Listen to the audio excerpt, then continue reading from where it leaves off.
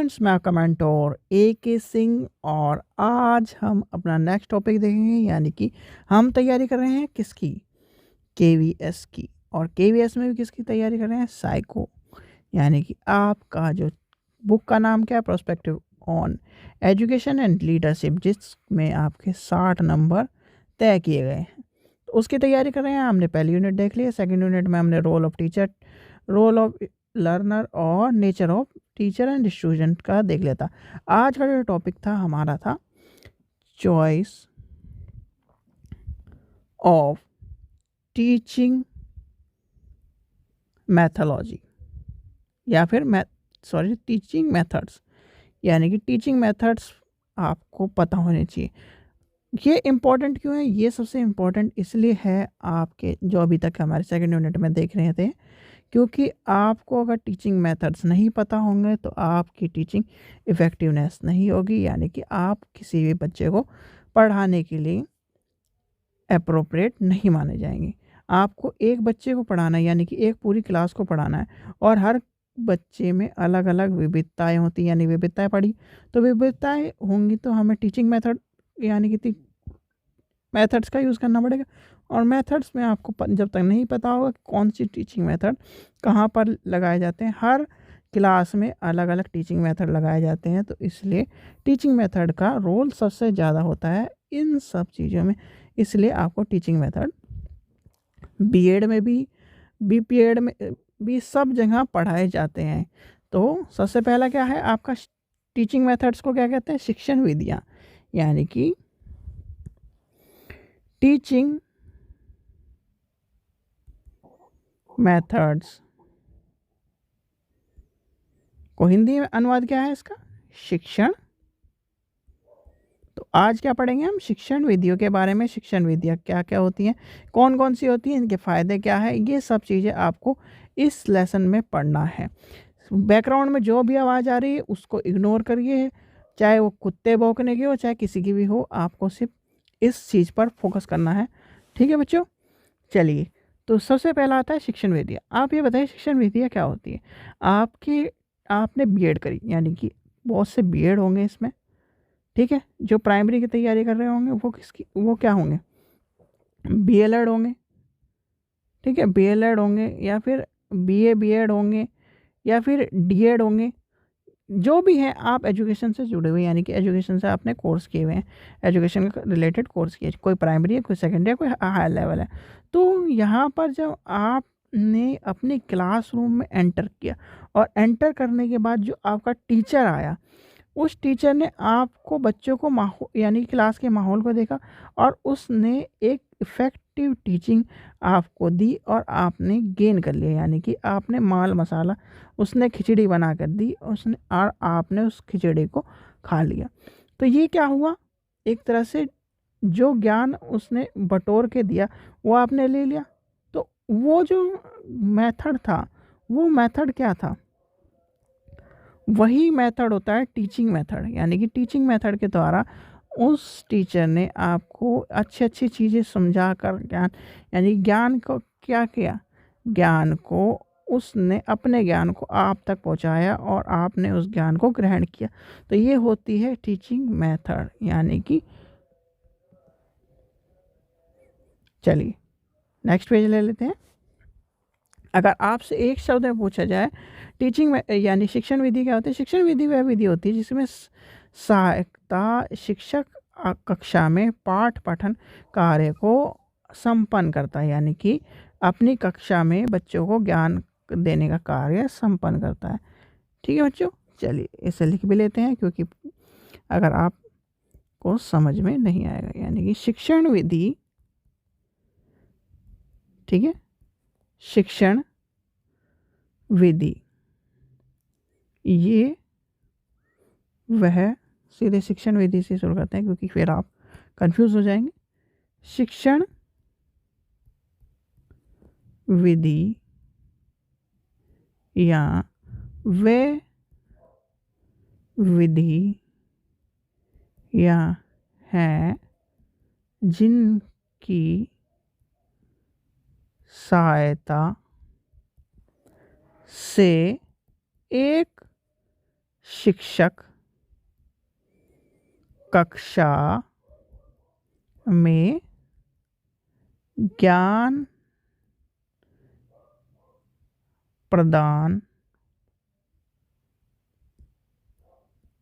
करने का कार्य करता है। ठीक है, तो ये होता है। या फिर ज्ञान प्रदान करने का कार्य इसलिए लिखा क्योंकि इसमें सारी चीज़ें आ जाएंगी, लेसन भी आ जाएगा, पोएम भी आ जाएगी, सारी चीज़ें इसमें आ जाएगी। और शिक्षण विधि में क्या होगा, कुशलता से होती है, यानी प्रयोग, उसके वातावरण, सब चीज़ों को देखकर किया जाता है। तो इस चीज़ का ध्यान रखना शिक्षण विधि में। अब आते कैसे पढ़ाया जाए शिक्षण विधि, यानी कि शिक्षण विधि कैसे पढ़ाई जाती है। उसमें बहुत सारे पॉइंट होते हैं, यानी कि शिक्षण विधि के जो पॉइंट हैं उनको याद करना है। यानी कि शिक्षण विधि में क्या क्या चीज़ें आती हैं तो उसको हमें समझना है।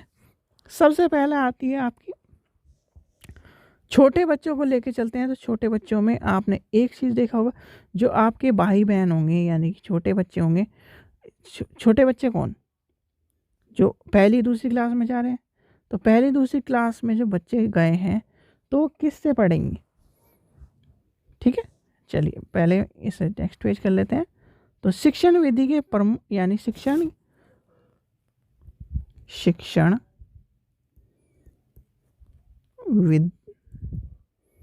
विधियाँ निम्न है। ठीक है, तो सबसे पहले क्या आएगी, जो आपके पास रहती है वो है पाठ्य पुस्तक विधि। सबसे पहले क्या होता है, पाठ्य पुस्तक विधि। फिर एक है खेल विधि। खेल विधि इससे पहले आती है जब बच्चा प्राइमरी उसमें रहता है। तो याद रखना, जो जो लिखवा रहा हूँ इंपॉर्टेंट है सारी की सारी। फिर आती है समस्या समाधान विधि। समस्या समाधान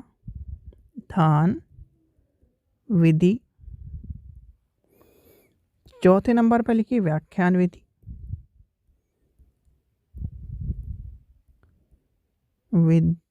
या फिर भाषण विधि कह लीजिए, इसे भाषण विधि भी कहते हैं। ठीक है, आगे कौन सी होगी भाई, कहानी विधि। कहानी विधि भी छोटे बच्चों के लिए है। एक एक करके समझेंगे। पहले इसे मैं आपको लिख के बता दूं कौन कौन सी विधियां होती है। कहानी विधि, आगमन निगमन विधि, आगमन निगमन विधि, यानी कि आगमन निगमन विधि भी हो जाएगी। वाद विवाद भी हो जाएगी। योजना विधि, यानी योजनाएं, प्रोजेक्ट, प्रयोगशाला विधि, ये सारी स्रोत विधि, ये सारी आ जाएंगी। तो ये सारी इंपॉर्टेंट नहीं है, वैसे आपको मैं एक तरह से बता रहा हूँ कि आपको कभी पूछा जाए तो याद रखना। योजना विधि भी होगी, वाद विवाद विधि भी होगी, प्रयोगशाला विधि भी होगी, सामाजिकृत यानी कि स्रोत विधि भी होगी, और इकाई विधि भी होगी। जो इम्पोर्टेंट है वही लिखवाऊंगा। प्रदर्शन विधि, क्योंकि जो इम्पोर्टेंट है उसमें आपको प्रदर्शन विधि।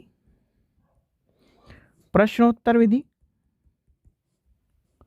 प्रश्न विधि, सीधे सीधे प्रश्न लिख देते हैं प्रश्न विधि, क्योंकि इतने तो आप बच्चे नहीं होंगे आपको पता ना हो। प्रश्न विधि, आगमन निगमन लिख दिया, खेल विधि हो गई। ये सारी देखिए यहाँ से लेके चले पाठ्य पुस्तक, खेल विधि, समस्या समाधान, व्याख्यान, कहानी, आगमन निगमन, प्रदर्शन विधि और प्रश्नोत्तर विधि।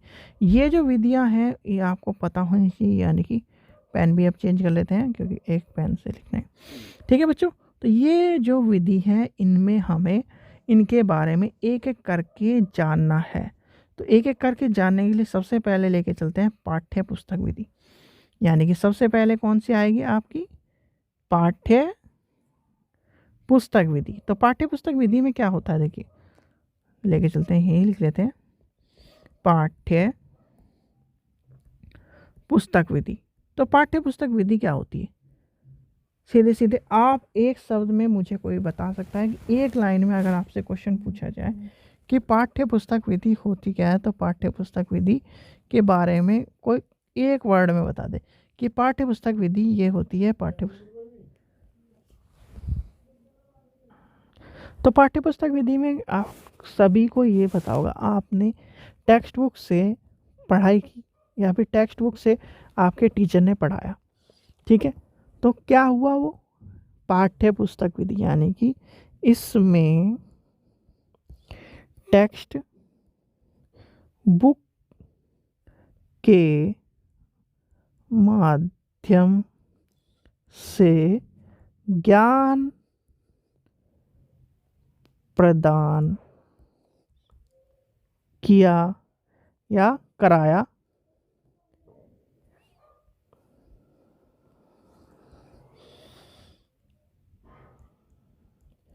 जाता है, ठीक है बच्चों। तो यानी कि पाठ्य पुस्तक में क्या होगा, बच्चे को टेक्स्ट बुक के माध्यम से ज्ञान प्रदान किया जाता है। फिर आता है हमारा व्याख्यान विधि। देखिए नेक्स्ट क्या था हमारा, खेल विधि। चलो खेल विधि समझ लेते हैं। खेल विधि तो खेल विधि क्या है, देखिए खेल विधि का मतलब सबसे एक तो पहली बात ये ध्यान रखना, ये बच्चे जो 3 वर्ष से ऊपर के, यानी कि 3 वर्ष से ऊपर के, जब प्राइमरी यानी कि LKG UKG में जब बच्चे जाते हैं तो उनमें यूज़ होता है खेल विधि। और खेल विधि का सबसे बड़ा उदाहरण वही है। तो खेल विधि क्यों यूज़ करी जाती है, खेल विधि तब यूज़ करी जाती है जब बच्चा टेक्स्ट बुक का और क्या वो किसी भी चीज़ को, अगर आप उसे उस टाइम पर टेक्स्ट बुक पढ़ाना शुरू कर देंगे कि ये पढ़ो, A for apple, B for, तो वो उस चीज़ में इंटरेस्ट नहीं लेगा, कि क्योंकि बड़े बच्चे टेक्स्ट बुक को समझते हैं, टेक्स्ट बुक का रोल क्या है।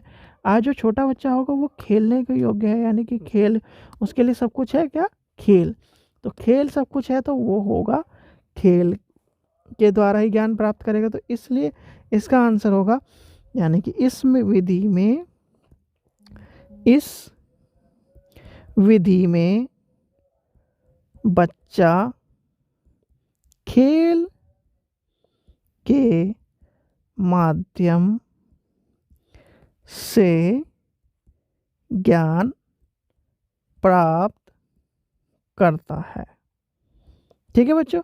तो खेल विधि में क्या हुआ, इसके माध्यम से बच्चा ज्ञान प्राप्त करता है। अब है आपका समस्या समाधान विधि, यानी कि क्या आएगी, नेक्स्ट आएगी समस्या समाधान विधि। चलिए नेक्स्ट लेके चलते हैं, समस्या समाधान विधि। तो समस्या समाधान विधि क्या होती है भाई, समस्या समाधान विधि में सबसे पहले तो आपको ये पता होना चाहिए समस्या समाधान विधि है क्या। समस्या समाधान विधि में जो एक तरह से हम पहले बच्चे को समस्या से अवगत कराए, यानी कि बच्चे की समस्या से अवगत कराते हैं और उसी की समस्या के बारे में जानकर उस विधि का प्रयोग करके ज्ञान, जैसे आपको बच्चे को आपकी क्लास में सबको क्या जानना है कि सौरमंडल में सूरज की गति और चंद्रमा गति और इन ग्रहों के बारे में, यानी कि उसकी वो समस्या होगी। तो समस्या समाधान विधि में उससे रिलेटेड उसको चार्ट दिखाएंगे, उसको ऑडियो विजुअल ऐड दिखाएंगे, तो वो हो गई समस्या समाधान विधि। नेक्स्ट है आपकी कहानी विधि, ये भी छोटे बच्चों के लिए होती है, यानी कि नेक्स्ट क्या आती है आपकी कहानी विधि। कहानी विधि होगी, देखिए पीछे भी लेके चलते हैं, व्याख्यान विधि है, फिर कहानी विधि है। चलिए पहले कहानी विधि समझ लेते हैं, ये तो चलते रहेगा क्योंकि ऊपर नीचे बार बार पीछे जाकर देखना सही नहीं है। तो कहानी विधि क्या होती है भाई, कहानी विधि एक तरह से ये कहाँ कहाँ आती है, छोटे बच्चों में यानी कि प्राइमरी में आती है, तो सभी जगह है, पर थोड़ा सा ये कहानी मैथ्स में काम नहीं आती, ठीक है। ये आती हिस्ट्री, यानी कि SST के सारे सब्जेक्टों में। तो कहानी विधि में आप जैसे किसी बच्चे को लिख के किताब पढ़वाएं, जैसे हिस्ट्री में किताब पढ़वाएं, तो वो क्या इफ़ेक्टिवनेस होगी कि विधि नहीं, वो तभी इफ़ेक्ट होगी जब आप उसे कहानी के रूप में अकबर के बारे में बताएंगे तो इंटरेस्ट लेके कहानी सुनेगा। जैसे अगर आप किसी पिक्चर की स्टोरी सुनाएं और किसी पिक्चर की स्टोरी को किताब में लिख के आप कहेंगे बच्चे को पढ़ ले, तो वो इफ़ेक्टिवनेस नहीं आएगी जब तक आप उसे कहानी के रूप में नहीं समझाएंगे। तो कहानी विधि में आपको ये है कि कहानी विधि में जो टीचर है वो कहानी के माध्यम से सभी चीज़ों को यानी कि बच्चे को ज्ञान प्रदान करता है। यानी कि इसमें बच्चे को कहानी के माध्यम से ज्ञान प्रदान किया जाता है। ठीक है बच्चों, चलिए अब आते हैं अपने किस पे। नेक्स्ट है हमारी व्याख्यान विधि, यानी कि व्याख्यान विधि। खेल विधि में आपने समझ लिया, खेल विधि में क्या है भाई, खेल विधि पढ़ लिया। आधुनिक समय में प्राथमिक स्तर में यानी खेल विधि हो गई। ठीक है, अब है हमारा क्या, व्याख्यान विधि। व्याख्यान विधि भी समझिए, व्याख्यान विधि ये है जो व्याख्यान विधि है। व्याख्यान विधि सबसे बड़े बच्चों के लिए यानी कि बड़े बच्चों में यूज़ होती है, यानी कि छोटे बच्चों में हमें जो पढ़ना है वो ये नहीं, यानी कि ये सब चीज़ें नहीं आती हैं।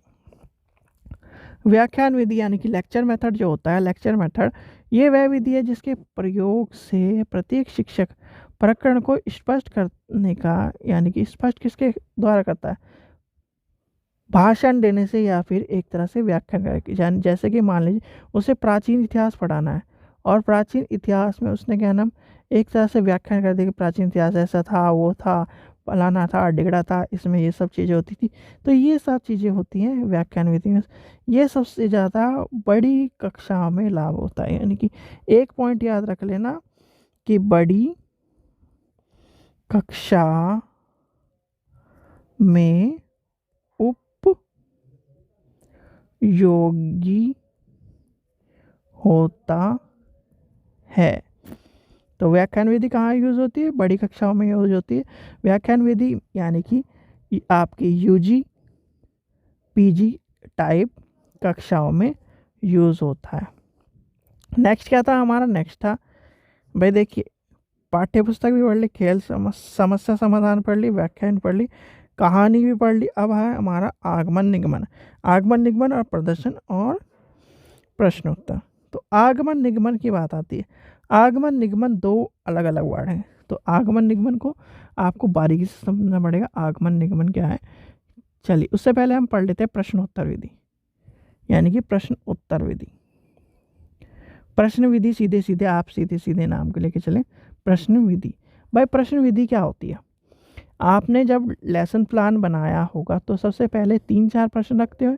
तो इंट्रोडक्शन क्वेश्चन जिसे कहते हैं उनको क्यों रखा जाता है कि जिससे बच्चे से के मुंह से या फिर हम उसको प्रकरण के बारे में बता सकें कि आज बच्चों जैसे आपको पढ़ाना है सौरमंडल, तो बच्चा आप कहाँ रहते हो, बच्चे कहेंगे घर में। तो घर कहाँ है आपका, इसमें, यानी फिर उसे किस तरह लेके चलेंगे, धरती पर। तो धरती किसका पार्ट है, तो यानी कि धरती हमारे सौरमंडल का पार्ट है। तो सौरमंडल का पार्ट है वो सौरमंडल का पार्ट के बारे में बता नहीं पाएगा कि धरती किसका पार्ट है, तो कहेंगे बच्चों धरती है सौरमंडल का पार्ट। तो धरती सौरमंडल का पार्ट है, तो आज हम सौरमंडल के बारे में जानेंगे। तो इसलिए प्रश्नोत्तर विधि का उपयोग होता है, प्रश्नोत्तर विधि। और इसके प्रतिपादन कौन है, यानी कि अगर आपसे एक शब्द में पूछा जाए तो प्रतिपादन प्लेटो के गुरु सुकरात हैं। याद रखना प्लेटो के गुरु इसलिए मैंने लिखा क्योंकि इस छोटे छोटे क्वेश्चन में इस तरह के आ जाते हैं कि प्लेटो गुरु कौन था, अरस्तु द्वारा किया गया था। यानी कि इस विधि का जो एक तरह से प्रतिपादन था कौन था, सुकरात। और सुकरात प्लेटो के गुरु सुकरात थे। तो इसमें क्या होता है, छात्र से प्रश्न पूछे जाते हैं, उसकी के मुंह से सारी चीज़ें निकलवाई जाती है। तो यानी कि आपको बच्चे से क्या पूछना है, मान लीजिए ताजमहल कहाँ है, तो ताजमहल के बारे में उसी के मुंह से निकलवाएंगे। प्रश्नोत्तर विधि में इसका बहुत उपयोगी होता है। फिर आता है हमारा लास्ट कौन सा बचा, यानी कि आगमन निगमन बच रहा था, और एक समस्या प्रदर्शन विधि। भाई प्रदर्शन विधि, सबसे पहले आप प्रदर्शन विधि समझ लीजिए। प्रदर्शन विधि क्या है, देखिए प्रदर्शन विधि। प्रदर्शन विधि क्या होती है, सीधे सीधे इसमें हमारे सारे प्रोजेक्ट असाइनमेंट और इस तरह की चीज़ें आ जाती। तो प्रदर्शन विधि में क्या होता है, देखिए प्रदर्शन विधि एक तरह से आपके प्रोजेक्ट मेथड है। प्रोजेक्ट मेथड में आपको कोई भी चीज़ प्रदर्शन करनी होती है, यानी कि आपका अपना जो भी आपको टीचर ने दिया उसको आपने समझा और उसको एक तरह से प्रदर्शन किया, यानी कि प्रदर्शन विधि में ये सब चीज़ आती है। यानी कि प्रोजेक्ट आ जाएगा आपका, असाइनमेंट आ जाएगा, बैनर आ जाएगा, ये जो चीज़ें आप बना के लेके जाते हैं उसके द्वारा ज्ञान की प्राप्ति होती है, ये सब चीज़ें आ जाएंगी प्रदर्शन विधि में। लास्ट बचता है आपका आगमन निगमन। दोनों अलग अलग समझेंगे तो हम ज़्यादा बेटर रहेगा। पहले हम पढ़ते हैं आगमन। आगमन विधि, ठीक है। आगमन विधि क्या है, इस विधि के द्वारा प्रतिपादन कौन है, पहले तो प्रतिपादन समझ लीजिए आप, प्रतिपादन कौन है। इसके प्रतिपादन कौन है, राजनीति गुरु, यानी कि राजनीति के जनक किसे कहा जाता है भाई, राजनीति के जनक अरस्तु कहा जाता है। यानी कि इसके प्रतिपादन है अरस्तु, यानी अरस्तु इसके प्रतिपादन है, ठीक है। आगमन विधि का शिक्षण प्रारंभ, यानी कि प्रारंभ करने का, यानी कि शुरुआत क्यों करी गई, सीधे सीधे इस तरह से कि प्रस्तुत किया गया जो भी आप ज्ञान प्राप्त करना चाहते हैं, यानी उसकी विधि को ज्ञान से अज्ञान की ओर ले जाता है। यानी कि इसमें एक चीज़ समझ लेना है, यानी कि ज्ञान से अज्ञान की ओर बढ़ाया जाता है। और निगमन में इसका क्या हो जाता है भाई, आगमन में तो ये हो गया, और ज्ञान से ज्ञान, और निगमन में उल्टा हो जाता है, अज्ञान से ज्ञान किया। यानी कि आपको सीधे सीधे लेके चले, आपको सौर मंडल के बारे में पता नहीं है तो क्या नाम, आपको पहले उसके आपके धरती के बारे में पूछा, धरती में कहाँ है आप देश, इस जो चीज़ ज्ञान है वो आपसे पूछ ली जाती है। पूछ ली, फिर आपको लेके जाएगा कहाँ, टीचर आपका अज्ञान की तरफ, जो चीज़ आपको अज्ञान नहीं है तो आप फिर उसके बारे में बताएंगे, ये सब चीज़ें। तो ये हो जाएगी कौन सी विधि, आगमन विधि। और निगमन विधि में क्या होगा, निगमन विधि में, निगमन, देखिए गलत लिख दिया मैंने, निगमन, निगमन विधि में क्या होगा, निगमन विधि में होगा इसका उल्टा, यानी कि अज्ञात से, यानी कि अज्ञान से ज्ञान, ठीक है। तो इसमें अज्ञान नहीं, मतलब उसे बच्चे कुछ नहीं पता, तो यहाँ से लेके जाना है हमें, उसे ज्ञान कराना है। यानी कि उसे जीरो आता है कि जीरो से उसे 100 बनाना सिखाना है। तो ये सॉरी, देखिए नीचे वाली में, इससे आता है बच्चे को जीरो, जीरो आता है, इसे हमें बनाना है 100। और यहाँ बच्चे को आता है 100, यहाँ से बनाना है इसे 1 लाख या 10 लाख, 10,000 या 1 लाख बनाना है। तो यहाँ पर जो उसे आता है उससे आगे की चीज़ बनानी है, और यहाँ पर उसे कुछ नहीं आता, यहाँ पर उसे 0 से 100 पर लेके जाना है। तो ये सब चीज़ें आपको इस चैप्टर में पढ़नी थी। अब इसकी इम्पोर्टेंस भी पढ़ लेते हैं, क्योंकि थोड़ी बहुत तो इम्पोर्टेंस आपको पता होनी चाहिए कि इम्पोर्टेंस क्या है, यानी कि इम्पोर्टेंस, इम्पोर्टेंट क्यों है, क्या शिक्षण विधि, शिक्षण विधि याद रखना, क्योंकि शिक्षण विधि के बारे में ही हम पढ़ रहे हैं। तो शिक्षण विधि की क्यों इम्पोर्टेंट है भाई, इसका प्रयोग छात्रों के ज्ञान की स्थिति, यानी कि एक तरह से भाव उत्पन्न करने के लिए होता है। इसका क्या होता है, कम समय लगे इसलिए होता है। शिक्षण विधि कक्षा को अनुशासन बनाए रखती है, यानी कि लिख भी लेते हैं, अनुशासन के लिए कक्षा में, यानी कक्षा में अनुशासन के लिए हो गया, ठीक है। इसका क्या होता है, ज्ञान प्रदान करने के लिए, ठीक है। विषय की जटिलता को कम करने की, यानी कि विषय की जटिलताओं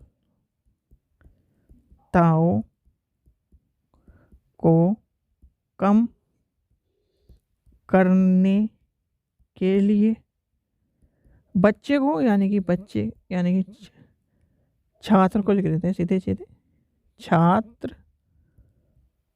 को मानसिक, इसमें सारे आ जाएंगे आपके, मानसिक, बौद्धिक और आदि लिख देते हैं, आदि विकास करने के लिए। सारे विकास उसके जितने भी होंगे, जैसे कि सामाजिक होगा, मानसिक होगा, नैतिक होगा, चारित्रिक होगा, ये विकास करने के लिए इन विधियों का प्रयोग किया जाता है। ठीक है बच्चों, तो ये था आपका चूजिंग, यानी कि चॉइस ऑफ टीचिंग मेथड। और चॉइस क्यों करी जाती है? चॉइस आपको पता ही चल गया भाई, चॉइस हमें टीचिंग को इफेक्टिवनेस, यानी कि बच्चे को ज्ञान प्रदान करने के, अगर आपसे पूछा जाए चॉइस क्यों करी जाती है, तो बच्चे को ज्ञान प्रदान करने के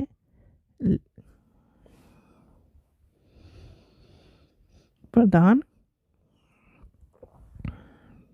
करने के लिए। एक लाइन में आपको समझा देना है कि अगर आपसे इंटरव्यू में पूछा है कि शिक्षण विधि का प्रयोग क्यों किया जाता है, शिक्षण विधि क्यों चुनी जाती है, तो शिक्षण विधि हमें बच्चे को ज्ञान प्रदान करने के लिए हमें शिक्षण विधि चुनी जाती है। और शिक्षण विधि में भी हम बच्चे के स्तर से, बच्चे की आयु से, बच्चे की कक्षा से, बच्चे की उसकी समस्या के अनुसार ही हम शिक्षण विधि को चुनते हैं। यानी कि अगर आपसे पूछा जाए शिक्षण विधि क्यों कैसे चुनी जाती है, तो बच्चे की एज से, बच्चे की क्लास से, बच्चे के स्तर से, यानी कि स्तर हो गया उसका, क्लास हो गई, एज हो गया, ये सब चीज़ें देखकर ही हम शिक्षण विधि को चुनते हैं। ज्ञान को प्राप्त कैसे कराना है उसके हिसाब से चुनते हैं। तो ये सब चीज़ें इस चैप्टर में इम्पोर्टेंट थी। ये चैप्टर इम्पोर्टेंट है, तो इसको थोड़ा सा आराम से, ध्यान से समझ लेना। जो भी चीज़ समझ में ना आए, आप एक बार कमेंट कर देना, फिर दोबारा आपको समझा दूंगा। ठीक है बच्चों, आशा करता हूँ आपको वीडियो पसंद आई। वीडियो पसंद आई तो लाइक करें, शेयर करें, चैनल को सब्सक्राइब करें और ज़्यादा से ज़्यादा इस वीडियो को शेयर करें। और बच्चों, आप वीडियो देखते हैं, ना शेयर करते हैं ना सब्सक्राइब करते हैं। और एक और बात, बहुत सारे बच्चे ये सोच रहे हैं कि सिलेबस सभी सब्जेक्टों का अलग अलग है। साइकोलॉजी का सिलेबस एक जैसा ही है, चाहे वो आप कोई से भी सब्जेक्ट में, यानी टीजीटी, पीजीटी, लाइब्रेरी, वाइब्रेरी, सबका साइकोलॉजी का सिलेबस अलग है, आपका सब्जेक्ट अलग अलग है। तो इसलिए इस चीज़ को ध्यान रखना। भाई जो जिसने पीआरटी, टीजीटी और पीजीटी की तैयारी करें, उन्होंने थोड़ा बहुत पढ़ा भी होगा। जो लाइब्रेरी वाले हो, आप थोड़ा सा इस चीज़ का ध्यान रखना, लाइब्रेरी में आपने ये सब चीज़ें नहीं पढ़ी होंगी, तो इसलिए ध्यान से पढ़ लो। ठीक है बच्चों, तो इस चीज़ को मैं ये कह रहा हूँ, फिर दोबारा कह रहा हूँ, जिसको समझ में नहीं है वो कमेंट कर सकता है। और चैनल को सब्सक्राइब करके रखना है, जिससे आपको नई वीडियो का नोटिफिकेशन मिलता रहे। Thank you.